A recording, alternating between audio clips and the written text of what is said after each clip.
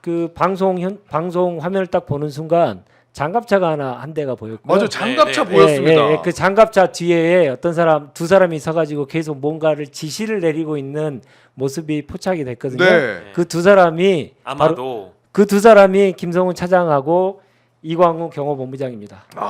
그러니까 경호처의 이제 헤드는 직계도로 보면은 헤드는 박종준 경호처장이 있고 네. 그 밑에가 김성훈 경호처 차장. 네. 그리고 그 바로 밑에가 이광우 경호본부장이라고 보면 됩니까? 네, 그렇습니다. 그래서 그 네. 두 사람이 사실 김용현 시대에 완전히 승승장구한 사람이고 동기고.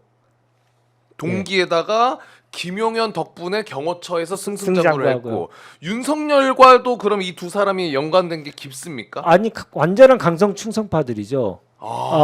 그러니까 다시 복귀할 수도 있다. 복귀하면 내가 더 출세할 수 있다라고 하는 망상을 아직도 하고 있다. 이렇게 전해지고 있어요. 심지어 김용현 라인이라고 한다면 김용현은 구속돼 있고 지금 내란의 현행범을 그들은 모시고 있다고 충성 경쟁을 다 하고 있지만 지금 탄핵 심판 절차까지 밟고 있는 상황인데 여전히 지금 다른 세상을 살고 있는 거잖아요. 근데 엄밀히 얘기하면 이 사람들은 내란 잔당이죠. 그렇죠. 그렇죠. 네. 내란 잔당들이 오늘 사병 역할을 한 겁니다. 제가 보기에는 이 정도 되면 이익 공동체가 아니고 범죄 공동체입니다. 맞습니다. 그러니까 무엇인가 범죄를 저지른 윤석열의 범죄를 저지른 것을 알고 있었을 가능성도 크고 본인들이 한 공동체로서의 그 역할 분담을 했을 수도 있겠다. 예. 이런 정도의 생각이 들 만큼 그들의 법 집행에 방해하는 행위가 너무 극렬했지 않습니까? 그럼 정상적인 사람들이라면 그렇게 하겠습니까? 왜냐하면 이분들도 이제 20년 이상 그 경호처에서 근무했기 때문에 이제 퇴직하면 연금을 받아야 돼요. 그러니까요. 근데 저렇게 공무집행을 방해했으니 특히나 특수공무집행 방해고 오늘 여러 가지 물리적인 충돌들이 몸싸움도 있었고 물리적인 충돌이 있었지 않습니까? 그러면 치상이거든요. 네. 그리고 특수공무집행 방해 치상은 벌금형이 없습니다. 무조건 집행유예 이상이거든요. 네. 근데 연금은 집행유예 이상이 나오게 되면 연금을 못 받게 되는 거거든요. 그럼 본인의 연금까지도 날아가는 건데 그걸 다 감수하면서 저렇게 할 정도가 되니까 뭔가 다른 게 분명히 있는 거죠. 뭔가 다른 게 분명히 있다. 네. 그럼 이거를 좀 정리를 하고 가고 싶은데 경호 차장과 경호 본부장이 김용현과 함께 윤석열한테 충성 맹세를 했을 거라고 이제 생각을 하시는데 그 계기가 어떤 동기부여가 있으면 이 사람들이 그렇게 충성 맹세를 할 수 있을까? 예를 들어 원래 경호처에서 이 사람들이 그렇게까지 높은 자리가 아니었는데 윤석열 정권 들어오고 김용현이 경호처장을 할 때 유독 이 사람들을 좀 키워줬거나 그런 계기가 있습니까? 경호처가요. 경호처 법에 의해서 군하고 똑같이 계급 정년이 있습니다. 어느 정도 계급 되면은 그러니까 상급이면 몇 살, 네. 2급이면 몇 살, 그 나이 정년이 정해져 있어요. 예, 이분들이 제가 알기로는 한 3급 정도 되는 분들이었고 계급 정년에 걸리면 뭐 군에서도 다 그렇지만 이거 진짜 죽는 거잖아요. 사실은 옷을 벗어야 되는 거기 그렇죠. 때문에 본인의 계급을 계속 올려주고 승진을 시켜주는 자에게 모든 걸 다 바치는 거잖아요. 이번에 노상원과 뭐 이런 사람들도 다 승진을 가지고 대령들을 꼬셨지 않습니까? 맞아요. 그거하고 똑같은 거예요. 그러니까 계급 정년이라고 하는 게 사람들의 그 당사자가 되면 이성을 상실하게 되는 거죠. 예, 그런 구조가 작용했을 것이라 저는 추측합니다. 지금 올라가지 못하면 영원히 못 올라간다라는 그 계급 정년의 벽 네. 이런 걸 느끼신 분들은 대부분 좀 조급해하시고. 근데 비슷하지 않습니까? 네, 그렇죠. 네. 그러면 요거 하나만 더 여쭤볼게요. 이 경호 차장과 본부장이 둘이서 뭔가 분주하게 지시하는 듯한 사진이 일단 나왔단 말이에요. 현장에서 그게 어떤 지시라고 보십니까? 글쎄 이제 무전기로 계속 지시를 내리고 있잖아요. 네. 그러니까 그 지금 이제 실권을 장악하고 있는 사람들이 계속 지시를 그렇게 구체적으로 계속 내리면 부하 직원들은 꼼짝달싹을 못 하는 거죠.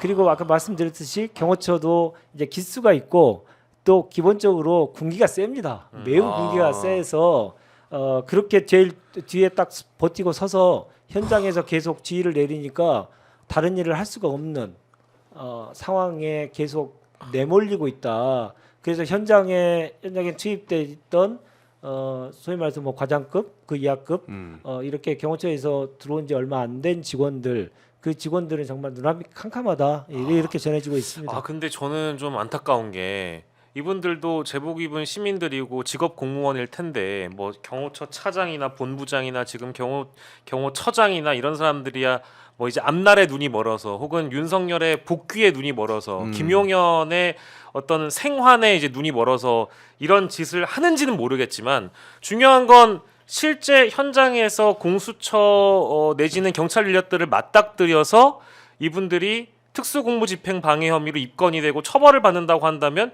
이분은 어떻게 할 것이며 이분의 가족들은 어떻게 할 것인가.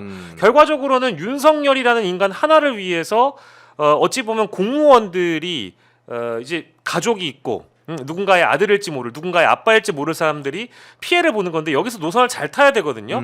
부당한 짓이면 거부할 수 있다라는 거를 우리가 이제 내란 사태 때 충분히 봤습니다. 그러면 경호처 직원들도 그런 선택을 할 줄 알아야 되는데 이 내부적으로 자신들의 세계에 갇혀 지내다 보면 자연스럽게 위에 있는 상관에게 가스라이팅이 된다든지 아까 군기도 말씀해 주셨는데 지시를 거부할 수 없어서 그냥 수동적으로 따랐다가 나중에 입건될 수 있는 거거든요. 그러니까요. 얼마든지 피의자가 될 수 있는 거거든요. 아니 예. 조국 혁신당에서 오늘 경호처 연금 못 받게 해주겠다. 이거 그렇게 행동하면 아, 안 이거 된다고 장난이 아니에요, 경고를 이게. 했어요.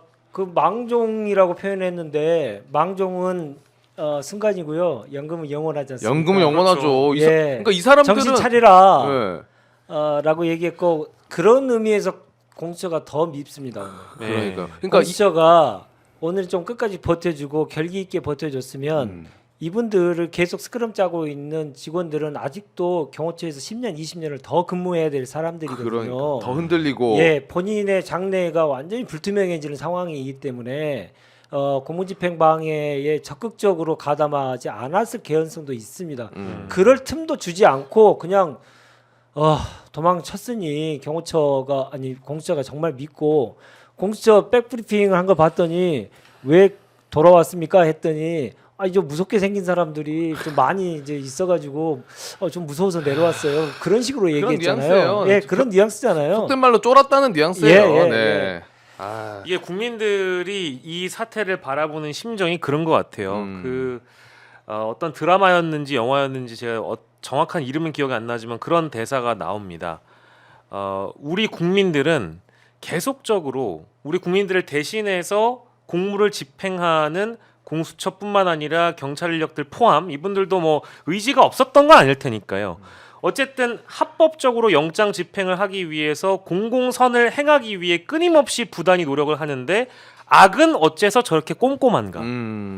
너무 꼼꼼하단 말이죠. 이제 이런 것들을 파헤쳐 나가는 결기가 있었다고 한다면 이 정도로 무르게 행동해서 안 됐겠죠. 이게 뭐 진짜 어떤 상상까지 해봤냐면 뭐 오동훈 공수처장이라도 진짜 현장에 등장해서 이 우리가 뭐라고 하죠? 스피커라고 하나요? 확성기 켜고 자, 여러분들의 연금이 날아갑니다.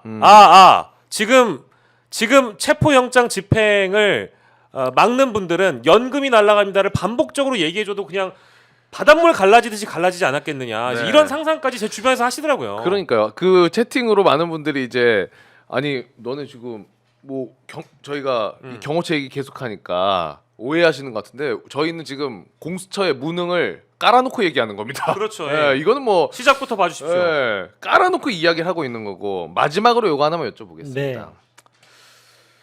어쨌든 윤석열을 다시 잡아내야 될 거 아닙니까? 그런데 오늘은 경호처에서 이제 아까 대변님이 얘기해주신 거는 행정 직원까지 다 나와가지고 막은 것 같다. 네. 그리고 그거에는 경호본부장, 경호처장이 굉장히 역할을 한 것 같다. 네. 왜냐면 윤석열에게 충성 맹세를 했을 것으로 보이고 그래서 그렇게 움직이지 않았나. 그리고 이 공무원들은 어쩔 수 없이 일단 했을 측면도 분명히 있을 것이다. 네. 라고 생각을 하실 것 같은데 그럼 공수처가 다시 들어간다면은 네. 이 똑같은 상황들이 생길 수도 있을 걸 대비해서 어떤 예방적 차원으로 대비를 해야 된다고 좀 생각하십니까? 일단 그들의 그 기세를 좀 꺾어야 됩니다. 기세.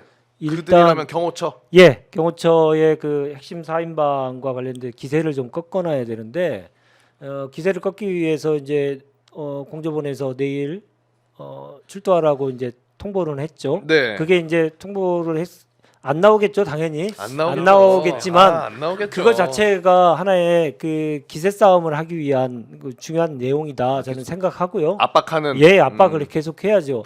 그리고 경찰에게 그 협조 요청을 하고 행정공원을 받으려면 좀 제대로 받아야 됩니다. 지금 정도의 수준 가지고 100명, 200명 정도의 수준 가지고 이게 다 해결될 것이라고 생각하는 건 정말 아마추어 중에 아마추어이고요. 사실은 관절을 둘러쌀 정도의 경비 인력을 보강해서 2차에 가야 된다. 저는 그렇게 생각하고요. 지속적으로 계속 경호의 그 사인방에 대한 압박을 계속해야 되고 국민들께서도 경호처의 이러한 행태에 대해서 누구에 의해서 이렇게 되고 있는지에 대해서 분명하게 인식해 주시고 그들에게 계속 경고를 해주는 것도 매우 중요하다 생각합니다. 네. 이거 뿌리 뽑아야 되는데. 진짜. 경호처 관련해서 제가 얘기를 계속하고 이제 논평도 그 이전부터 계속 했거든요. 네. 경호처로 인해서 우리가 꼭 해야 될 일을 하지 못하는 경호처가. 윤석열 체포가 불발되는 사태가 있어서는 안 되기 때문에 많은 노력을 했습니다만은 사실 다른 기관에 비해서 사실은 지금 공수처나 검찰이나 경찰이나 이게 기관에 비해서 지금 계엄 해제 이후 그리고 탄핵 국면에서 이들이 작당을 벌일 일들이 어마무시할 텐데 좀 주목도가 좀 떨어졌기 때문에 이번 네. 기회에 정확히 좀 인식하고요. 군을 동원해서 대통령을 경호한 거는 유신 시대뿐이었습니다. 유신 시대로 다시 돌아갈 걸 2년 전에 그랬게 됐고 그 결과가 지금 이렇게 됐기 때문에 이것은 반드시 바로 잡아야 될 일이고 그들은 계엄을 그때부터 준비했을 가능성도 저는 있다고 봅니다. 군 옆으로 대통령실을 옮기고 맞습니다. 관절을 관절을 경찰이 아니고 군에게 경비 업무와 경호를 맡기는 맞아요. 그러한 유신 시대로 다시 돌아가고 싶었던 그 두 자들이 치밀하게 준비했을 가능성이 크기 때문에 우리는 더 크게 예상하지 못한 것들을 해야 된다. 아까 오동훈 처장을 제가 이 현장에 직접 가서 진두지휘 했어야 되는 거 아니냐라고 공수처장.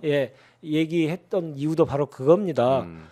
그들이 생각하지 못한 그 이상을 우리가 하지 않는 이상 그들의 기세를 제압하는데 상당히 어려울 것이다. 네. 우리가 많은 상상력을 발휘해야 된다. 저는 그렇게 생각합니다. 네, 알겠습니다. 사실 뭐 조국 혁신당에서 주장하신 내용들이 좀 세긴 했지만 지금 돌이켜서 생각해 보면 전혀 세지 않았어요. A급 지명수배 저는 했었어야 된다고. 네. 도주 우려도 생각합니다. 있을 네. 수 있기 때문에 맞아요. A급 지명수배부터 당연히 해야 된다라고 했죠. 네. 네.